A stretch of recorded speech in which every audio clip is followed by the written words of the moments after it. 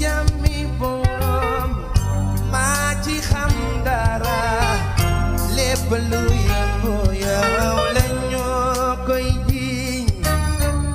yëguloo fekke woo ñu fent wax yu ñaaw amba ba mu bari. suñu jógee foofu nag dañuy dem ci benn fait boo xamante ni marqué na Sénégal semaine bi ñu génn muy benn fait boo xamante ni dafa jëm ci wàllu trafic de passeport diplomatique trafic de passeport diplomatique boobu ñu dégg nag ci semaine bi su kenn ku dul kii di Landing Mbissane Seck ñi gën ko xam ci kilifa nag di membre Y'en a marre ñu ràññee ko bu baax ci ay xeex yoo xamante ni da ko doon xeexal askan bi ginnaaw ay jamono ci ginnaaw bi benn vidéo génnee woon ñu filmer ko à son insu ki ko filmer woon nag di Amadou Thierno Diallo nag di ami d'enfance su kilifa ñu gis leen ci seen biir oto ñuy waxtaanee wàllum passeport diplomatique maanaam bu ñu leen waroon lival ak ay visa yu ñu ko waroon defal ñu gis ci benn transaction am ci kii di Amadou Thierno Diallo yëkkati ci lu toll ci ñaari millions teg ko ci loxo kilifa ba noppi jox ko ay passeport ne ko dama bëgg nga wutal ma ay visa pour ñii si la ko kilifa ne léegi garaawul dinaa woo consul bi sama xarit la am na ku ma xam foofu ca ambassade ba bi vidéo boobu génnee nag après coow li bare woon na trop bi coow li bare kenn déggul kilifa waxul dara mais ba ginnaaw si bërki démbul la ñu gis ni que dik convoqué kii di kilifa tax dik convoqué kii di kilifa nag dafa am beneen dossier boo xamante ni dafa laaloon ci lu jëm ci faux passeport diplomatique comme loolu amoon na enquête baa ngi doon ubbi si la ñu woo kilifa bi ñu woowee kilifa nag bi ñu ko enquêté gis nañu kilifa taqewul ak dara maanaam faux passeport yooyu nga xamante ni jàppoon nañ ci benn waaye dinañ ci ñëwaat léegi ginnaaw loolu nag enquête bi bu mu poursuivre ci biir loolu si la ñuy extraire kii di Amadou Thierno Diallo mi nga xamante ni moom moo jëli filmé woon kilifa à son insu parce que moom mi ngi ci kaso ba jamono ji bu leen fàttali dañ ko jàppoon pour cambriolage ci ay kër foofu ca Almadies bi vidéo bi di génn ci biir confrontation bi nag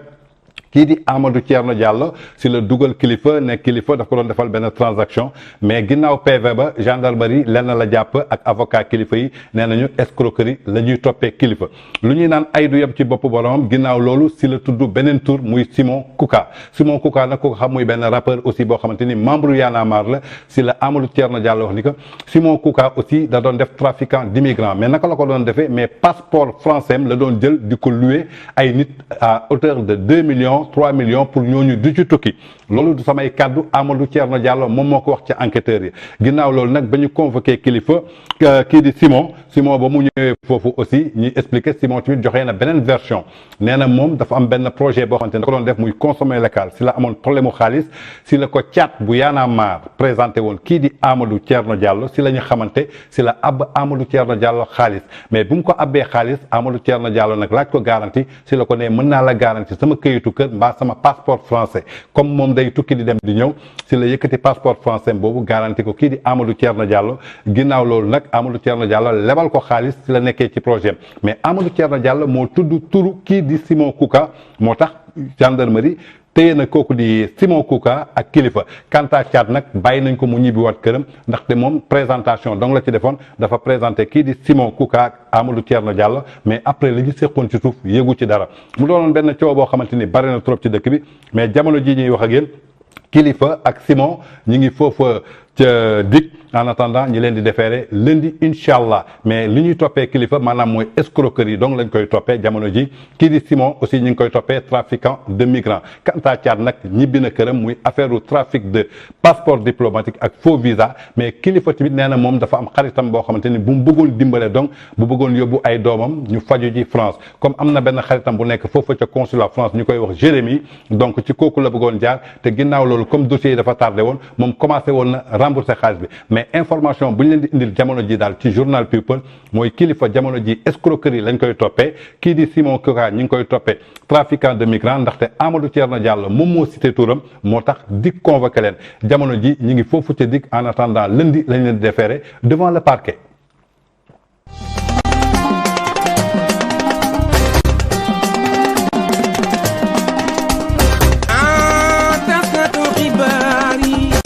suñu jógee ci ñoom kilifa dañuy ñëwaat ci beneen trafic de passeport diplomatique bi yoon ñan ñoo def trafic de passeport diplomatique yooyu du kenn ku dul ñaari ndawu réew mi lañ ci tudd seeni tur kenn ki di honorable député Mamadou Sall ba pare nekk conseil départemental foofu ca benn dëkk bi ñuy naan Salimata ak Boubacar Biaye moom it di député ba pare nekk conseil départemental foofu ca Sédhiou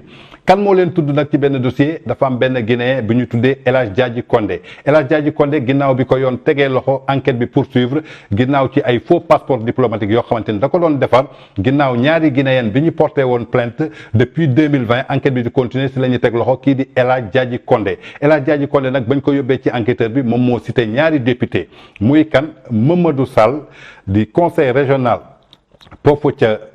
Salémata ak Boubacar Biaye nekk conseil départemental foofu ca Sédhiou ñooñu la ci tudd nee na ñooñu la doon àndal ci liggéey bi jamono nag day waaj a tukki wala kenn xamul na mu demee ba nga xamante ni ay député toogal askan bi fii doon ay ndawu réew mi ñoom la ñuy tudd ci wàllu passeport diplomatique ba ndax ci dolli bu doon mbirum mbuxum mu doy waar trop sénégalais yi ñaawlu ko lu bore ñun nag newuñu Mamadou Sall def na newuñu Boubacar Biaye def na pour muy leer ci askan bi présomption d'innocence dañ leen koy accepter ndaxte xam ngeen député kenn du ko convoqué noonu ndaxte dañu am mbalaanu kiiraana maanaam mooy immunité parlementaire mais ginnaaw nag bi dossier boobu génnee gis nañu son excellence le président de la république Macky Sall nee na képp koo xamante ni takke nga ci dossier bi nga bokk Benno Bokk Yaakaar nga bokk APR ak foo mënte bokk na yoon def liggéeyam ñu teg la sanction yu ci war loolu le président de la république wax bi mu waxee loolu tamit Moustapha Niasse di président assemblée nationale nee na bés bu yoon soxlaa ñaari député yooyu nga xamante ni seen tur dugg na ci wàllu trafic de passeport diplomatique yi ñooñu tamit dinañu jël immunité parlementaire bi dinañ ko teggi ci ñoom yoon déglu ji leen ginnaaw loolu nag kii di Boubacar Biaye dem na foofu ca RFM boobu ci RFM nag ci la joxee ay kàddu nee na xamante na ak kii di El Hadj Diadji Condé waaye du xaritam waaw nee na moom ay doomam amuñu sax ay passeport diplomatique mais nag moom photocopie passeport am mën na nekk ci kër El Hadj Diadji Condé ndaxte dig bi ñu jàppee El Hadj Diadji Condé dañ def perquisition ci biir këram ba ñu demee foofu dañ fa fekk ay documents yoo xamante ni ay turu député yooyu ñu tudd mi ngi foofu maanaam muy seen ay passeport député yi naka lañ doon liggéey ak El Hadj Diadji Condé El Hadj Diadji Condé nee na député yi kat tey soo bëggee am passeport diplomatique xam ngeen jamono ji képp kuy député su dee góor nga sa jabar day am passeport diplomatique su dee jigéen nga sa jëkkër day am passeport diplomatique léegi ñoom dañ doon créer benn faux mariage boobu ñu wutal la faux certificat de mariage léegi loolu lañ doon déposé pour ñooñu di ci am passeport diplomatique ba noppi ñu fay leen ci lu toll ci 4 millions ñenn ñi 4 millions 500 000 francs lañ doon fay suñu pare ñoom ñu séddoo seen xaalis El Hadj Diadji Condé moom moo wax loolu ci kanamu enquêteurs yi mais ba mu waxee loolu député yi tamit kii di Boubacar Biaye déglu nañ ko nag nee na moom taqewul laalewul mi ngi koy déggee ci presse bi moo ko def chou grave mais en tout cas jàppale ni que daal ñaari député la ñu tudd seen tur ci wàllu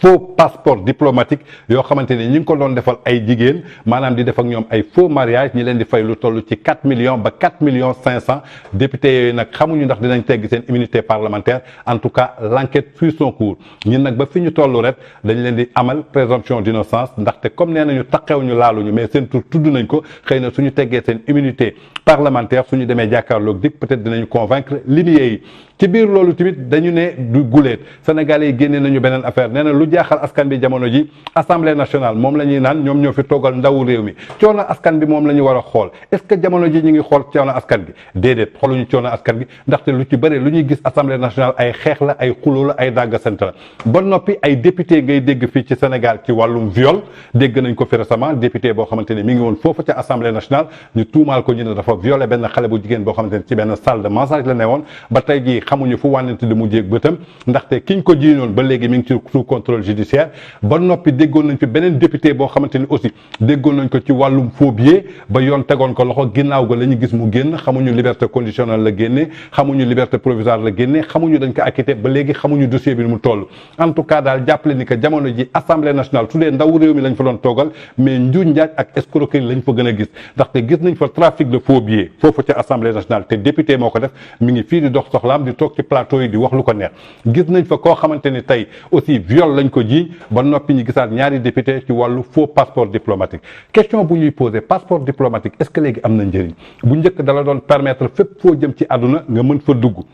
maanaam da nga doon représenter Sénégal maanaam ku yor passeport diplomatique dafa mel ni tey drapeau Sénégal nga yoroon ndaxte suñu président Macky Sall tey suy voyager passeport diplomatique lay voyager dem na sax ba yenn dëkk ci Europe soo amee passeport diplomatique soo ñëwee bëgg a tukki dañ lay laaj visa Schengen est-ce que ñàkk lu ñu fayda passeport diplomatique est-ce que nañ koy joxee noonu lañ ko war a joxee est-ce que ñu koy jox ñoom ñoo ko yellool est-ce que war nañ leen ko jox wala waruñu leen ko jox ndaxte gis nañ fi sax ay fecckat yoo xamante ni jox nañ leen passeport diplomatique moom la ñu tukkee en tout cas muy benn question boo xamante ne sénégalais yi ñu ngi koy ñaawlu ñaña toogal foofu ca ndawum pencum réew mi muy assemblée nationale war xool coono askan bi war xool liggéeyu askan gi ñoom ñooy voté loi yoo xamante ni moom la ñuy tëjee moom la ñuy sanctionné ñooñu ñoom mujj di def ay ñaawteef di def ay yëfu bandi ndaxte suñu demee ba député ñu koy tudd ci wàllu faux passeport député ñu lay tudd ci wàllu faux billet député ñu lay tudd ci wàllu viol ban Sénégal la ñu nekk rax ci dolli ñi ngi jëm ci ay élections municipales donc alerte la pour les sénégalais yeewu leen xam kan ngeen di tànn ak kan ngeen di fal am na ñoo xamante ni élection su jotee campagne su jotee dinañu ñëw dëkk seen nopp yi man askan bee ma ñor man lii moo ma ñor lii moo ma ñor alors que bés bu ñu leen falee ba ñu toog seen place fàttee nañu askan boobu fàttee nañu askan bii moo leen faloon dootoo leen gis dootoo leen dégg donc je crois que sénégalais yi tey war nañu am benn maturité inscription sur les listes électorales bouclé nañ ko képp koo xamante ni inscrire nga jëlal sa carte su municipal yi jotee nga xëppi say bët xam na ni que politiciens yenn ñi ngi fii waxuma ñëpp nag am na ñoo xamante ni seen askan moo leen tax a jóg ñi ngi liggéeyal seen askan même suñu amul poste sax ñi ngi jël seen dërëm seen ñaar dërëm di ko bokk ak seen askan mais am na ñoo xamante ni dañuy ñëw ci politique uniquement pour s'enrichir te politique waroo si enrichir ndaxte sa askan su la fale am nga contrat bu la lié ak sa askan donc waroo leen wor waroo weddi seen ay wax donc faites attention ci élection municipale yi ngeen xool kan ngeen di voter ndaxte coow li commencé na bare muy fee bu ñu leen di loon ci affaire escroquerie ak trafic de faux passeport diplomatique bi nga xamante ni ñaari député lañ ci tudd muy Mamadou Sall honorable député nekk conseil départemental foofu ca Salémata ak kii di Boubacar Biaye nekk député ba noppi doon conseil départemental foofu ca Sédhiou tudd nañ leen ci wàllum faux passeport diplomatique ku leen tudd nag du kenn ku dul El Hadji Diadji Condé moo leen ci tudd en attendant ñuy xaar seen immunité parlementaire dinañ ko yëkkati wala duñ ko yëkkati ñu xool fi wànnante di mu jëkk gëtam. siiw du jàmmi borom maa ci xam dara lépp lu yëngu yow la ñoo koy jiiñ yëguloo fekke woo ñu fent wax yu ñaaw